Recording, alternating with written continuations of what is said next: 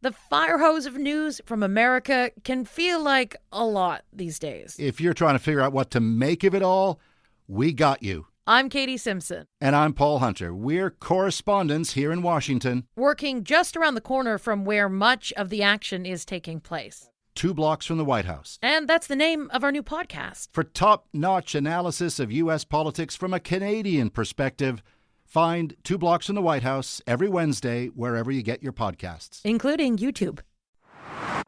Frequency Podcast Network. Stories that matter, podcasts that resonate.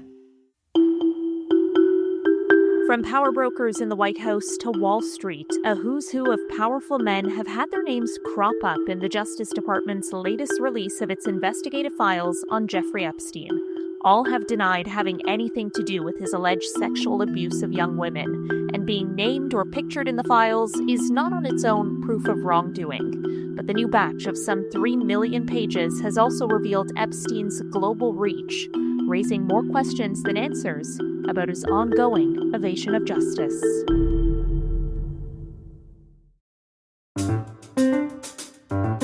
I'm Caryn Ceolin, and today on The Big Story, I'm joined by Sahagian and Sadaf Ahsan, journalists and hosts of the Reheat podcast, to discuss why the disclosures have not lifted the veil. Sarah and Sadaf, what a treat to have you both with us today. Thanks so much for being here. Thank you so much. Thanks for having us. So I understand this is a trove of about 3 million files, and I don't presume you've studied them, but I suppose based on what experts are telling us what's in there and know what to look for, what have been the takeaways for each of you so far? You're right. It's 3 million documents. It's too much for a single human being to comb through. It requires a lot of literacy about the legal system and also media literacy. There are so many stories circulating now, and so many names are coming up. And some of them are coming up because they're implicated in Jeffrey Epstein's horrific crimes. And some of them are coming up just because Jeffrey Epstein sent emails referencing them. Like Jon Stewart is one notable case where they just were talking about how Woody Allen, who was an associate of theirs, that's not super surprising, should do a comeback, and he should do a biography of his life narrated by Jon Stewart. So Jon Stewart never went to Epstein's Island. So I think it's really important for everyone, as we are sifting through these documents, to take the time to explore the context in which people are mentioned. For sure, there's a ton of rich white men who are implicated. A lot of your favorites are problematic, and some people who are not your favorites are also problematic. But we do need to take the time to sift through it, and that's a real chore. What are your impressions, Sadaf? So much of the same. I mean, it's a lot. It's absolutely a lot. And I think what's scary is that so much of it is catching fire on social media right now, and it's easy to pick up on a lot of fake things and misinformation and run with it. And I think a lot of people have, and to not know what is actually true, what we can actually believe. And that makes it really tricky, especially because, as you said, there's so many names in there. And one of the surprising things for me was that there's a lot of politicians' names that come through in there, and quite a few times. And I'm talking from all over the world. And so it's important to get your bearings. It's important to get your research done and actually sit down carefully, read this through, and maybe talk it over. Don't just run with whatever you see in a headline or a tweet, God forbid. Yeah, I think that's certainly what struck a lot of people, and me being one of them, is that throughout these document dumps, there really hasn't been a whole lot of context around the emails and the pictures that have been produced. And a lot of it, too, has been released before. And I wonder if, whoever's comfortable answering this, I wonder if you think this might be the Trump administration's attempt to maybe dump a few million pages, then wash their hands of it, because we know that they have been consistently scrutinized for how they've handled this case. What's your take on that?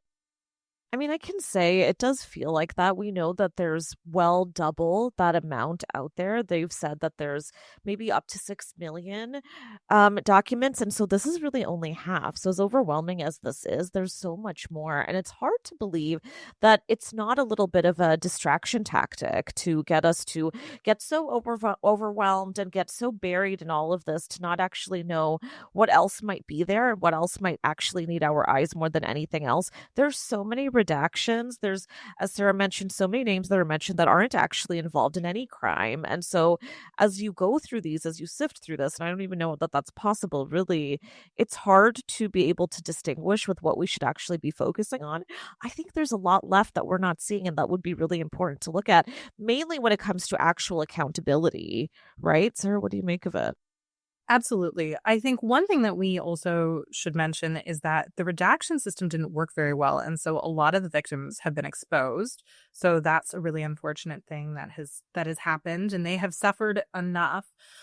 There's a lot of salacious details that have emerged, and you're right. I think that maybe they are front loading this, releasing so much information that no one will bother sifting through all of it, and then the news cycle will continue.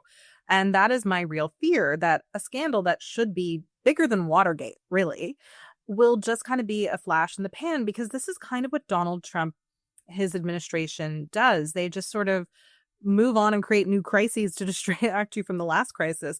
Also, a lot of his supporters won't bother reading anything that these documents say about him, because he has assured them that these documents absolve him, right? And they do not. For the record, they do not. There are lots of tips that implicate him in abusing young girls. He is not absolved, but he's telling people he is. And a lot of his followers just trust him pretty blindly. So I don't think this is going to lead to lasting change. I think this is another symptom, in my opinion, and my really cynical opinion, of the U.S. becoming more and more fascist, right? The documents mean what I say they mean because I've said this is what they mean. And a lot of his supporters are just going to follow. Well, Sadaf, I want to pick up on that point, because a criminal file, can have allegations that were not corroborated. They include false leads. This is pretty standard in really any investigation.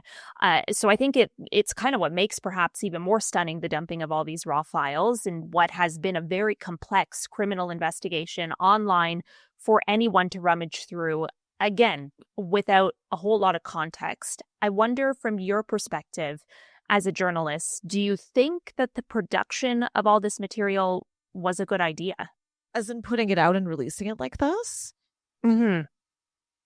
I think it's interesting. I mean, listen, I'm no fan of censorship. I am a journalist, and I do think that we deserve to know a lot of what's happening and a lot of what has been released. But it is tricky, because I think we don't also have a lot of control over how we're getting it. And I think that makes it really difficult. I also don't really trust the people who are involved with releasing the information. That also makes it tricky. And you can tell, and this is where the media literacy steps in, that I hope a lot of people have going into this, but when there's so much detail on the quote unquote crimes, what may have happened, what may have not, but there's not enough on, for instance, how he was able to get any immunity previously, that's confusing to me. And you can pick up on that. Those are the things we need to know, because those are the things that we can actually take to trial. We can actually assess and investigate. And when that's not happening, I think that's where the concern is, because that's what people should be demanding. We should have an investigation. We need to look into it. Well, Sarah, let me ask you, because you mentioned earlier several of Epstein's victims have pointed to flawed redactions in the files as having a negative impact on their lives. There's been email addresses, nude photos in which the names and faces of potential victims could have been identified that were included in this release. Do you think there is any other way the DOJ could have handled this release? Well, I mean, you need to try to redact all personal information. An email address is an easy thing to black out if you're actually going through this properly and you have enough people on your team to make sure that this is done properly. Same thing with photos. You can black out anything that's makes somebody identifiable. So I do think that in our society, we do not put enough care and resources into the rights of victims. And I mean, I know that Canada is a different country. This is a problem here too, where I don't think we always give enough care to victims. And this is really a worldwide problem. So I do hold them accountable. I know it's really difficult to do this. I mean, I don't want to speak from a place of hubris, because I understand this is a mammoth project. I get that. But still, the victims, I think, should be at the center of the story. And they really, really aren't. I mean, the things that are making headlines are the things that are the most salacious and the ickiest.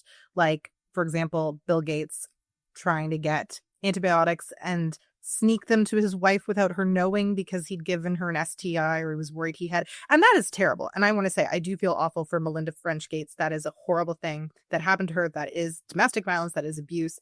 Having said that, there are a lot of people who aren't big names who suffered greatly as children. And I don't think that they are being centered. I don't think that we care enough about them really in this discourse. Yeah, I mean, on that point, Epstein survivors themselves have said these files haven't done enough to expose every enabler or every abuser. And the release of these documents, I mean, at the end of the day, has not resulted in the arrest of any of the rich and powerful whose names have appeared in these documents. The U.S. Deputy Attorney General, for instance, he said they're not considering any additional charges in relation to the case. Sadaf, what do you make of the fact that no one will be charged? I think it's maddening, honestly. And I think that's the U.S. administration for you. That's what they've taught us, that they're able to get away with an endless list of crimes. And I think, listen, Trump from the very beginning has just been denying. And as Sarah mentioned earlier, his supporters will just take that and will run with it. But, you name just about any one of these people who's had their names come up quite a few times. The majority of them have denied it intensely. And that seems to be enough for them to get away with it. But there are emails that are there. There's so many documents. And I think when your name is coming up, let's say maybe hundreds of times, you can only deny so much. And so I think once the news is out there, and listen, the internet is forever. These files will always be around. It's impossible for the public to be able to maintain a very true and solid trust that goes deep with this administration at this point. I certainly don't feel that. I think it calls it all into more question than ever.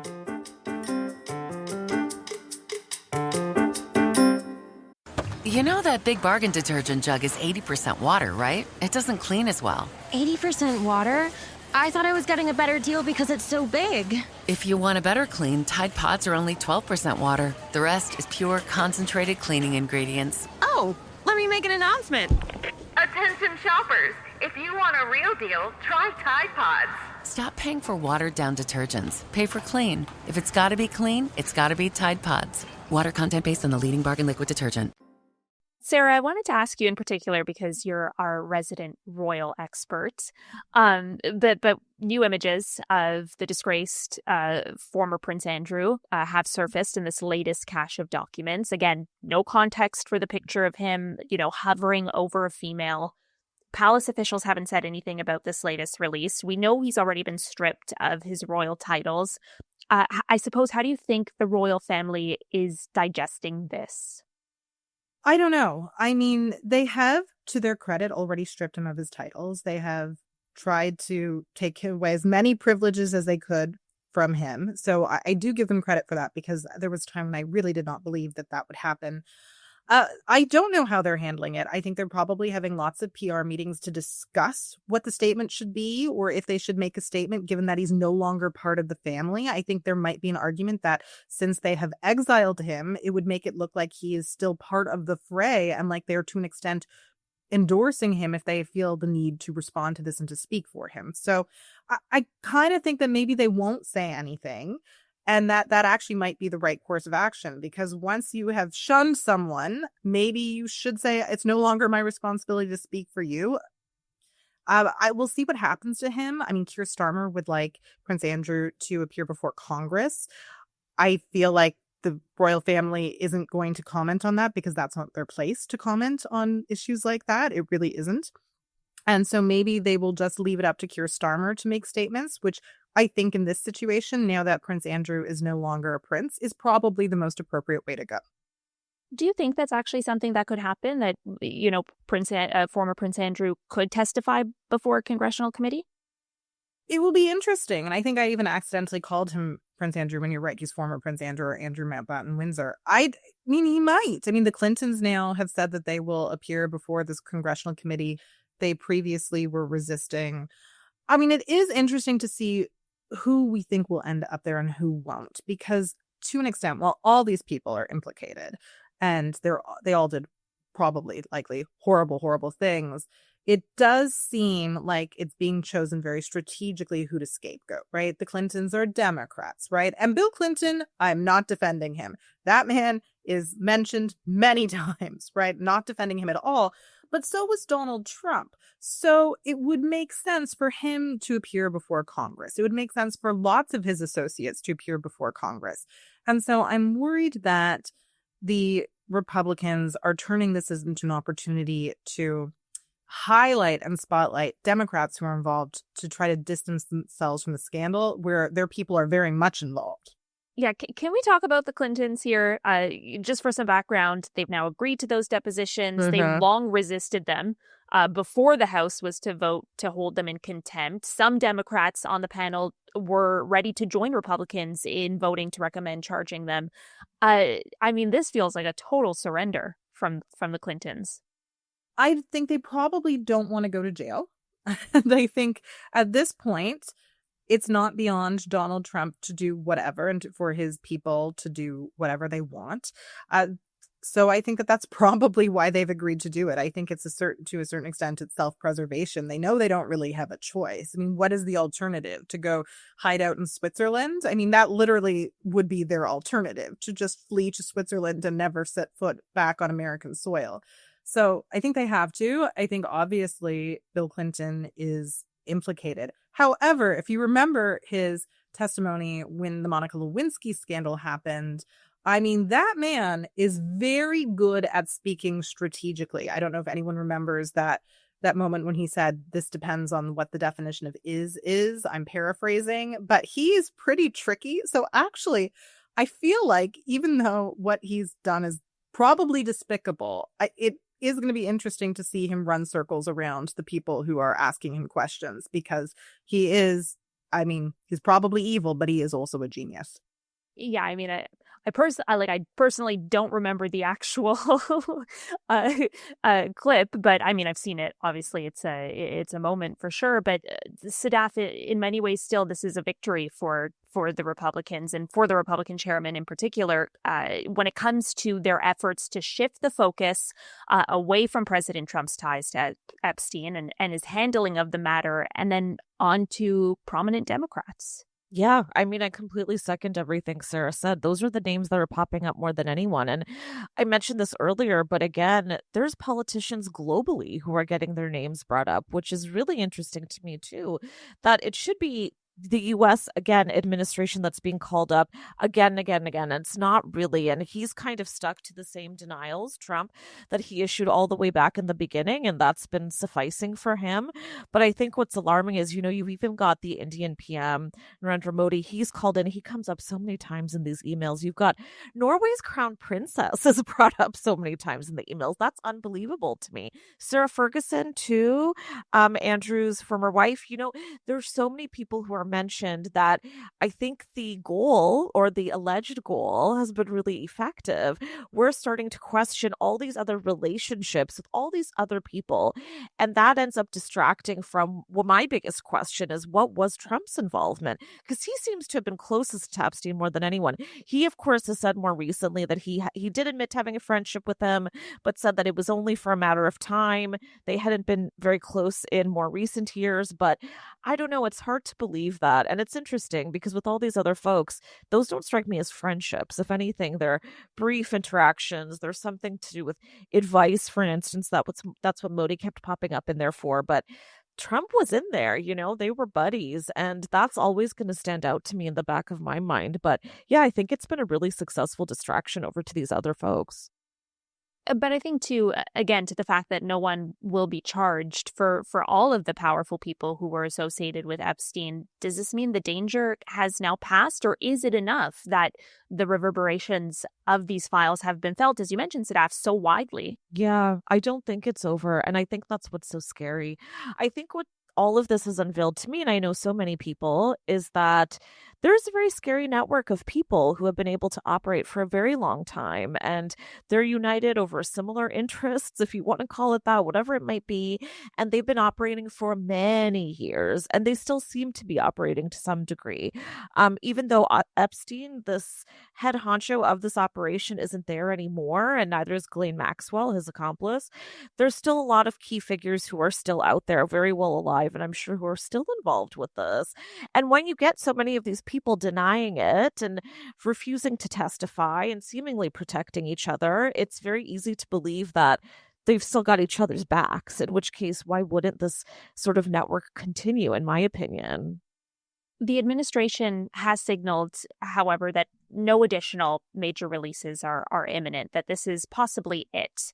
And yet, something that you both have alluded to is that we still don't have any substantial answers for how Epstein sexually abused girls with impunity for decades. Could each of you just reflect on that for a moment and maybe how do we make sense of that and where do we go from here? I think the one thing that everyone should do is try to read Virginia Giuffre's memoir, Nobody's Girl. So she was one of Epstein's victims. She was a victim of Epstein for many years. She was also a victim, allegedly, of former Prince Andrew. She writes very beautifully in her memoir. It's a hard read. It is very upsetting because she suffered for so long. But I think we need to remember that there were people who suffered, there were young girls who suffered, and the rest of their lives were impacted.